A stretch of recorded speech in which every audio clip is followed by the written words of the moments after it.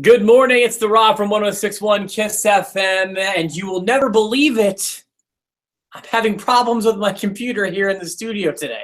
I've never heard of anything like this. I mean, my computer caught on fire in the studio literally last week, but they at least fixed it. On over there, dude. Dude, I don't know how to answer that. They're trying, sometimes I feel like when I get problems in here, it's like we get forgotten about. I know they're actively working on it. I just don't know what the deal is. So Right. I'm trying. Let's see. Hold on, I'm getting text now. All right. I think if anything's wrong, someone let me know. I'm trying my hardest today.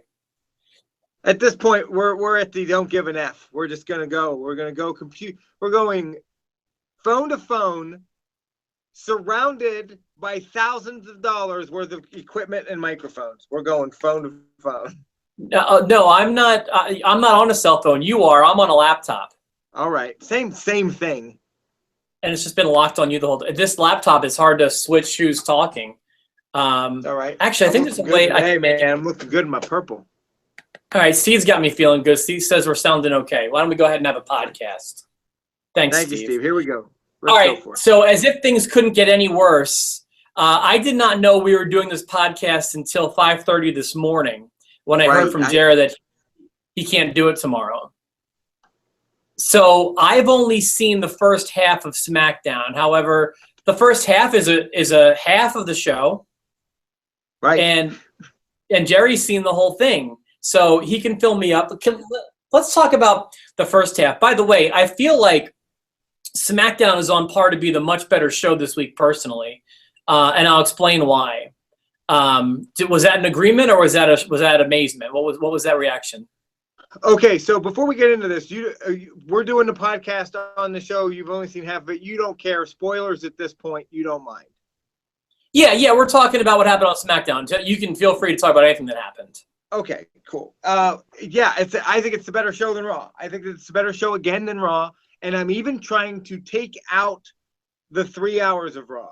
Like for a while there, I think I was giving SmackDown the nod because it's a faster show, faster paced, and they have less time to work with, and that's a benefit to them. But I just think that the match quality when they have them, and the announcing, that just everything seems to be better on SmackDown right now. The storyline, the writing. So I don't like about SmackDown, and it's negligible. And that's what? Negligible. The things I don't like about SmackDown, other people would probably do like, and I can just deal with.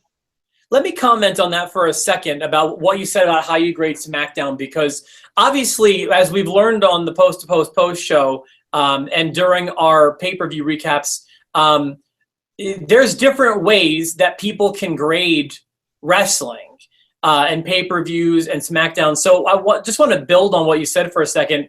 I don't think you have to factor out the hour difference. I think the shows have their advantages and disadvantages. And like, for example, for every 2 picks that SmackDown got in the draft, Raw got 3 because of the extra hour. I think in my opinion, when I grade the shows, I grade Raw like a 3-hour show, and I grade SmackDown like a 2-hour show. If a show's great, I want 3 hours. If it's not great, I want 2.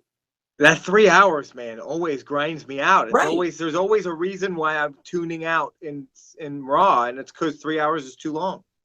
Likewise, if I want to compare a pay-per-view to their entire pay-per-view lineage, that's the way I feel about it, because I know what the company is capable of when it comes to putting on pay-per-views. Just because it was I'm comparing it to something from 10 years ago doesn't mean that if anything, there's only more advantages as time goes by. I mean, you can argue the roster's different, but okay, you're in control of your roster. And you can argue like the writing. I mean, there's so much that goes into a pay-per-view that I just compare them to themselves in general. I don't think there's a time limit to when you need to stop comparing them to something. I do for the pay-per-views. For the Raw and SmackDown, I don't know. I just felt like I was being unfair to Raw But even when I take out the extra hour, I'm just like, the best. I'm just enjoying SmackDown more. Let me tell you what I liked about the first hour of SmackDown. For starters, that opening promo, I feel like if that were on Raw, if you had the GM come out and announce six people to be in the next pay-per-view, I just feel like it would be sloppy, unorganized, and unfocused. And what they did on last night, Tuesday night, was a modern miracle that they weren't talking all over each other. It was very clean. It was focused. They kept the insults direct, and they weren't going in different directions. When you get that many people in there, you had 7 people going. It usually can wind up being a 7-car crash. I also like how they brought everybody out instead of like surprise, cut off. Instead of a waterfall, as here are the participants, and then the only surprise was when Kevin Owens came out, and I liked that touch. I thought that was good. Yeah, although he wound up being in the match anyway, that was the only thing. Like, my only thing was the whole time I'm watching this, and I'm thinking, isn't there always 6 people in a Money in the Bank ladder match? So when he said, I thought there were 7. No, I only remember 6 personally, but I mean, who knows? So when he said 5, that's where my first little buzzer went off. Like, I bet you there'll be another one coming down the pike. But again, who cares? And that other one wound up being Nakamura. So nothing wrong with that. Yeah, did you disagree with anybody in that match? I think they were all good picks because a lot of it furthers some feuds as well. Like it matched up feuds. It was not just total nonsense, kind of like the Fatal 5-Way is with Raw. You know, I feel like the Fatal 5-Way is Raw's answer to not having a Money in the Bank, and it's just not being pulled off as well. Well, I do think it's a little, what's the word I want to use? Maybe redundant or tedious or repetitive to be promoting a pay-per-view with a 5-person main event, and then 2 weeks later we're going to have another pay-per-view with a 6-person main event, or you know what I mean. I'm not positive this will be the main event, but you know what I mean. Yeah, I know exactly what you mean. And they'll say, oh, well, it's 2 different shows, but it's the same brand, really. It's WWE, and It's only 2 weeks apart from one another on the network. I mean, the time, it's not split enough, but it's okay. Yeah. I'm actually excited about the Money in the Bank match. Like, they've got me fired up for it. I won't say it right now, but I do have someone jumping out at me as being the winner of that match. I don't. If you have a choice, I don't even want to know who it is yet. But I've got someone. I do and I don't. I mean, it could be any one of them. Pick a day, and I could pick any of them except probably Dolph Ziggler. I probably will never say Dolph Ziggler's going to get it. Boy, I don't know that I would put Dolph last, but yeah, I mean, I haven't sat down and thought about all of them, but I do know who I think's going to win. I've got a number 1. So I thought that was a good segment. Agreed. Yeah. So it was organized. It didn't have that waterfall promo kind of feel. And I just like everyone got. It was just like you know how when you go to an intersection where maybe the power went out and the traffic lights are dead, and usually you would think like this is going to be a mess. No one's going to know what they're doing. There's going to be accidents. And then a traffic guard comes out and tells people, okay, you go. Now this one just had that imaginary traffic guard. It was just organized. I liked it. Do you like Shane McMahon? I'm liking it less and less when his music hits. He was fine last night. I don't like seeing him in wrestlers' faces. I don't like seeing him. Honestly, I'll just go ahead and say I used to love seeing him wrestle. Now I don't want to see him wrestle or involved in a program. But he doesn't bother me in his role as a general manager. I was going to say a babyface. Would you like to see him wrestle at like an Elimination Chamber or a Great Balls of Fire and not a WrestleMania or Royal Rumble or Survivor Series? Like, Are you upset that they only save him like he's a WWE legend? No, I think that Shane should have. When Shane stopped, that was the perfect time for him to stop because I hated his match against Undertaker at WrestleMania. I hated his match against AJ. I mean, hate's a strong word, but I don't like how they build to the spot every time just to see him jump through a table, or I don't know. They've become recitals, and I don't appreciate it anymore. When he went out, it was the and they're just it's really just a spot fest. I mean, he's got his menu list, his menu items of what I'll do, and then they just make sure they crowbar that into a match. Yeah, and even in the build, like where it used to be, like when Shane jumped from the corner of the turnbuckle through Test on a table in like the 90s or early 2000s, whenever that was amazing. That was a wonderful moment. And now he does it with Undertaker. What's that? And it meant something, and it surprised you. And now it's the build to Undertaker, it's the build to AJ, and it really upsets me. I really don't like it anymore. So yeah, I'm over Shane as a wrestler. Okay. Of course, I know. Go ahead. I'm sorry. I was going to say, I know that there was at least one rematch last night. Kind of surprised me as how fast it was. Sami Zayn getting another victory 2 nights after his first one over Baron Corbin. I loved it. I loved that segment. I loved it because it was a rematch that didn't feel like a rematch because they didn't give us another full-length match. They just progressed the story. You know, give Sami the win, and then Baron beats his ass again. I like how they did that. And I was like, oh, because I was thinking, here comes another rematch. And it never really was because it didn't last long at all. So I kind of realized something yesterday before SmackDown, and then this match kind of reinforced it. Last night or yesterday, I was doing some running on my elliptical machine. I was watching it's called Legacy of Greatness, the best of the U.S. Championship. And there's a lot of early WCW matches on there, including one from a Clash of Champions, and it's Sting versus Rick Rude. A match, to my knowledge, I've never seen before, and I don't expect anyone to immediately recall it. I believe it was from 1991. And when I saw this on the box, that I knew the match was going to happen on the DVD, I was excited. This is 2 really good workers in the prime of their career. I'd never seen the match. I was excited. I bet you it was going to go on for a while, and it was going to be something to really sink my teeth into. So the match happens on the DVD, and it's completely unlike what I expected it to be. What it was like a 3 or 4 minute match, but before the match, you had so much happening. Like so Paul Heyman comes out with Rick Rude, and I guess earlier in the night, Sting had been injured. Something happened to his knee. Okay, so Paul E comes out and he says, you know, since Sting isn't here, Rick Rude's going to win by a forfeit.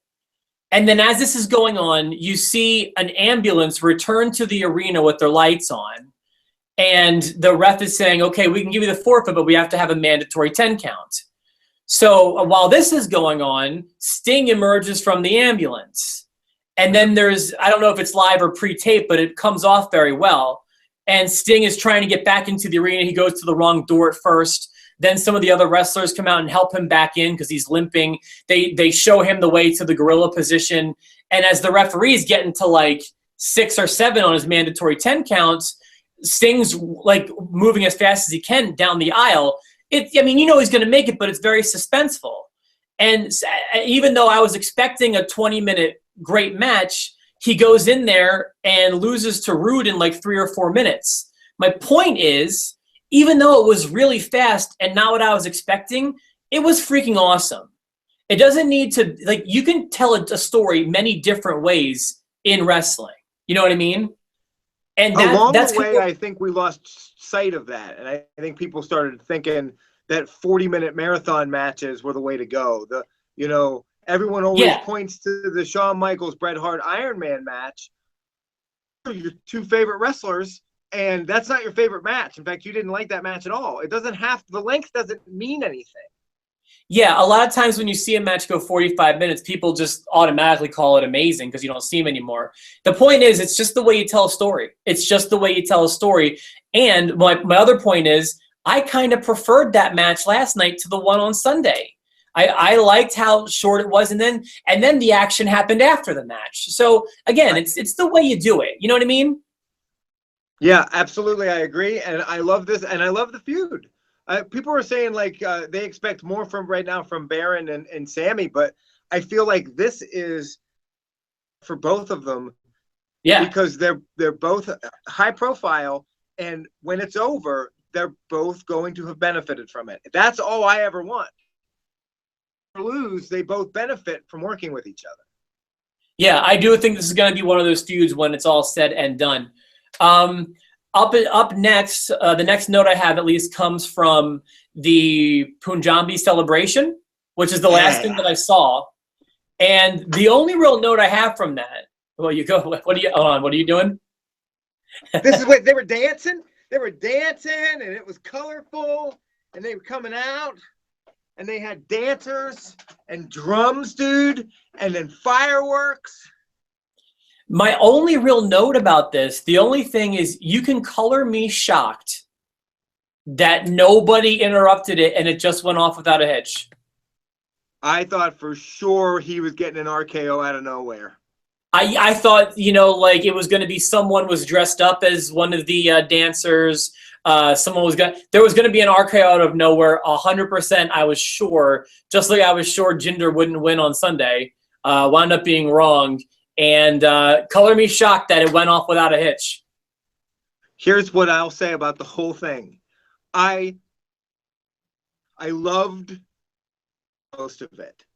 I'm actually okay with Jinder Mahal being the champ. Yes, it could have been, the story should have been told better, but I like it. I do like having him as the champ right now. That's okay. For me, the celebration was great. It was colorful and fun. It reminded me of the Festival of Friendship. I don't mind taking a minute to just goof around on a show like that. I think that's awesome. Absolutely, it's part of the buffet. He's good on he's okay on the mic. I feel like he's losing his voice, because he's struggling with his voice. It sounds very weak to me. That's not something you can really fault him with, unless he's just not taking care of his voice, and then that would be his problem. The things he said and the way he delivered his promo, I thought were fine, and I loved that as well. The content, I'm really bummed out about. I hate that it's just all about, I'm from India, I'm Indian, you hate me because I'm Indian. Like, I feel like they're not giving him any other than his ethnicity. And that's, I don't know, that's never going to be successful long term, I don't think. I agree with you. However, I don't think he's a long-term champ.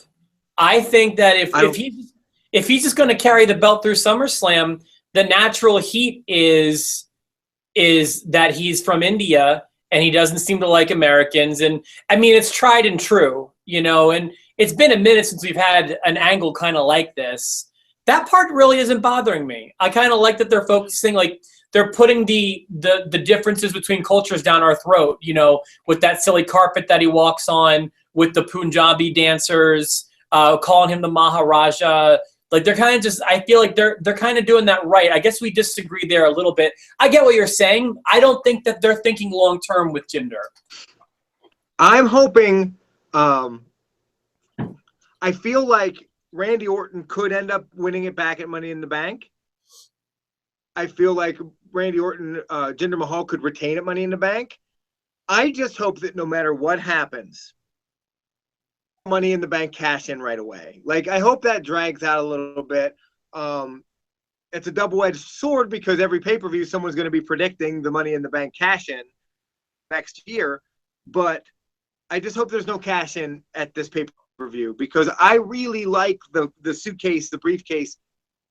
I like that being used for a while on the shows, and last year we didn't get that because last year Dean Ambrose cashed in immediately. Yeah, that is true. We have had some time without the briefcase.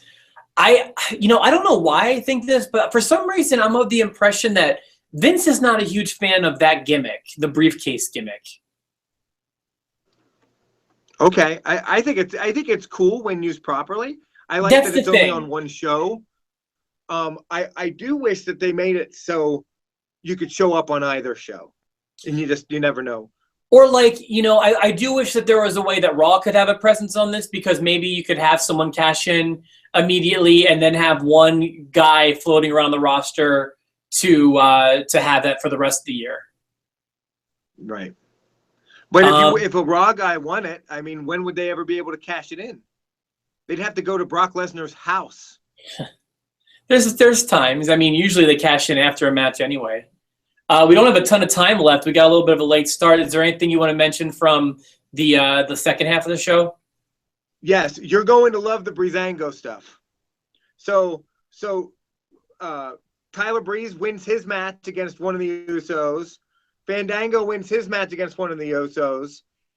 Opportunity to have a tag title match right there. And it was like a boom, boom, 3 Fandango matches in a row, Breezango matches in a row. And it just, the way it worked really well. And I thought the main event was good. I thought it was a really solid show. If you take out the women, and I'm sorry, I'm not into any of the women on SmackDown, even Charlotte right now. The only woman I care about on SmackDown is James Ellsworth. He's the only one. He's the only one. I want at some point him to pull an Andy Kaufman and him to start wrestling women. I think that would be great. Yeah, it was something different when Andy did it, because you never saw stuff like that. Where we've been through the Chyna and the Beth Phoenix stuff now, that because James is so small, like, it's very believable that James would lose to Charlotte in a wrestling match. Right, absolutely. I could see him losing to Alicia Fox. I could see him losing to just about anybody. The main event was good. It was fun to watch Nakamura and AJ take on Dolph Ziggler and Kevin Owens, and everybody put on a good match, and it was solid. I feel like the top talent mid card is working better and cleaner than they are on Raw. Yeah, we can agree that SmackDown won the week. Raw was very dull. SmackDown, it wasn't an A+ SmackDown, but I would just say it was better than Raw. Yeah, absolutely. Hopefully we'll have our sound back and running by Tuesday. Betting fans out there, I wouldn't put a bet on that. Once I get it back up, you guys are the first to know. No one likes doing this less than me. I have always prided ourselves on the quality of the audio, the equipment we have. I'm trying, guys. Trying my hardest. It's not the audio people tune in for. It's our faces. I haven't seen yours forever, and mine's gone now too. That's it. We're just jinxed. Hey, listen, unless there's anything you want to add, Jared, I'm going to sign out. We're out of here, brother. I love you. I love you too, man. And we'll be back on Tuesday as we recap Raw from Monday. What will our technical situation be? We'll find out on Tuesday here on Post to Post. I would flash the camera over to Jerry, but it's just the Steelers logo. It's just this. So wait, you cut out on me. I didn't hear what you said. Goodbye. Bye-bye. Bye-bye.